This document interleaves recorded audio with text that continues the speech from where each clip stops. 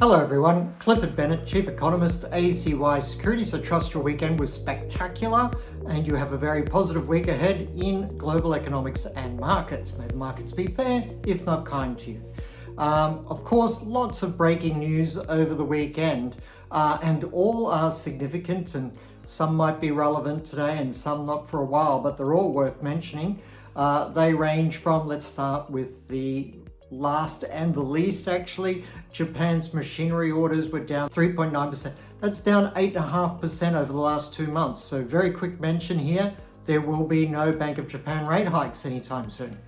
The big two news stories in terms of US markets, of course, are that the debt ceiling talks broke down over the weekend, rather badly actually, with both sides virtually the staffers just walking straight away from each other.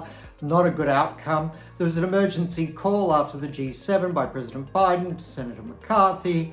And of course, they're talking it up again. We will find a solution. A solution is easy to achieve, But then in the same breath, President Biden says, but the Republicans' demands are completely unacceptable and we won't be doing that. So I think what that portrays is the reality of the situation. And that is that both leaders and both sides want to be seen in the public's eyes as doing everything they can to avoid a default. But I'm starting to wonder if perhaps secretly both sides are thinking an actual default might be good for them because they'll twist it into it's all the other side's fault. And with the US presidential election upcoming and Trump way ahead and looking to win that, I think Biden's prepared to do rather drastic things to solidify his re-election hopes. And in his mind, though I think it would work against him, but in his mind, he may think, and the Democrats may think, if they can show the Republicans were recalcitrant, and that's why there's a default, then that means they will win the next presidential race. It could also end up being a Kennedy-Trump race, of course, as Senator Kennedy has thrown his hat into the ring to run. I haven't had my coffee yet. And so there's also that surprise twist to the next US presidential election, which could occur, that it could be a Kennedy versus Trump rather than a Biden versus Trump. So we'll have to see how the pre-selection process goes within the Democratic Party. Obviously, it's very difficult to unseat a sitting president, but one who has trouble finding his way to the next standing position could possibly be vulnerable. But that all remains to be seen. If it's Biden and Trump, as you know, I forecast 4 months ago, that Trump will win the next presidential election. I forecast him to win in 16. I forecast him to lose in 20, and I'm forecasting him to win in 24. So that's all of that. But why I mention all of that is that's part of the sort of stakes game that's being played now by both sides. It's a looking towards that presidential showdown. And neither side feels that if they were seen to give a lot of ground, that would be looked upon well by the voting public. So they're both digging their heels in while publicly trying to appear like they're positive, they're working towards a solution, and then in the end it'll be the other side's fault.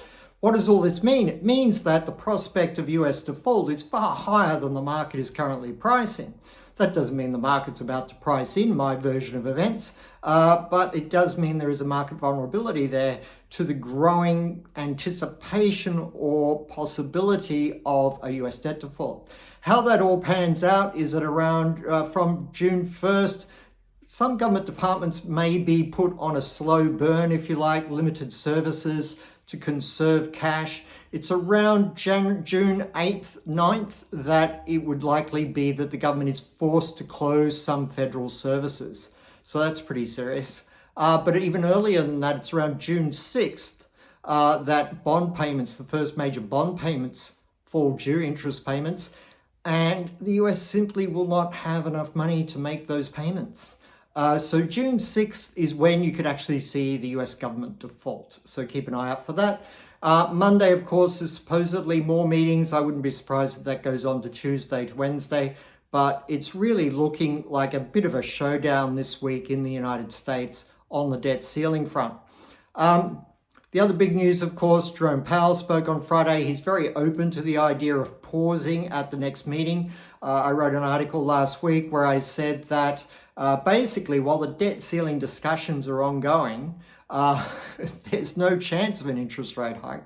But it was interesting that Powell changed his tune a little bit in regards to the banking crisis. Previously, he's been happy to hike regardless of major banks collapsing. In fact, the second biggest bank collapse in US history occurred and he still raised interest rates, which was novel. And so, of course, the situation's only got worse since he did that, and he and Janet Yellen created that terrible new policy of only guaranteeing full deposits 100% at the key big banks too big to fail, which is what's causing the ongoing banking crisis. And the ongoing banking crisis is causing credit tightening, which is causing bond prices to remain heavy, which is again putting more pressure on the banking system. So it is a bit of a downward spiral for the US banking system at the moment.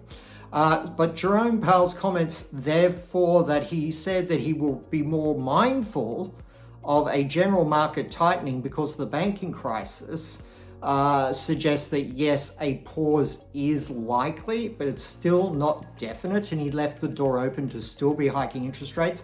I actually think this month's inflation data could be totally shocking, perhaps shocking to an extent where the Fed simply has to hike again at the next meeting.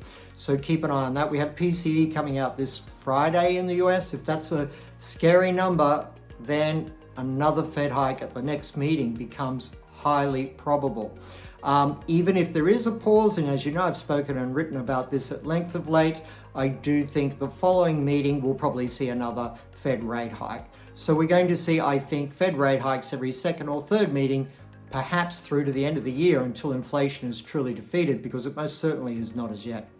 So they're the two big stories, really: the debt ceiling, the outlook for the US Fed funds rate. The market wants to rally on the day because it thinks Powell's comments are bullish, and it thinks that the debt ceiling concerns will be resolved just as they always are. But remember, US politics has never been as polarized as it is right now, and various legislators on both sides have never had such huge axes to grind towards the other party as they currently do, and both may be thinking that this is a make or break event for their presidential chances, and therefore they're going to play this very differently to how they've played previous debt ceiling discussions. So the pattern of previous debt ceiling discussions and resolution may not hold on this occasion. I still think it will, but the probability that it doesn't is rapidly increasing every day. I hope you have a good and exciting week. Clifford Bennett, Chief Economist, ACY Securities.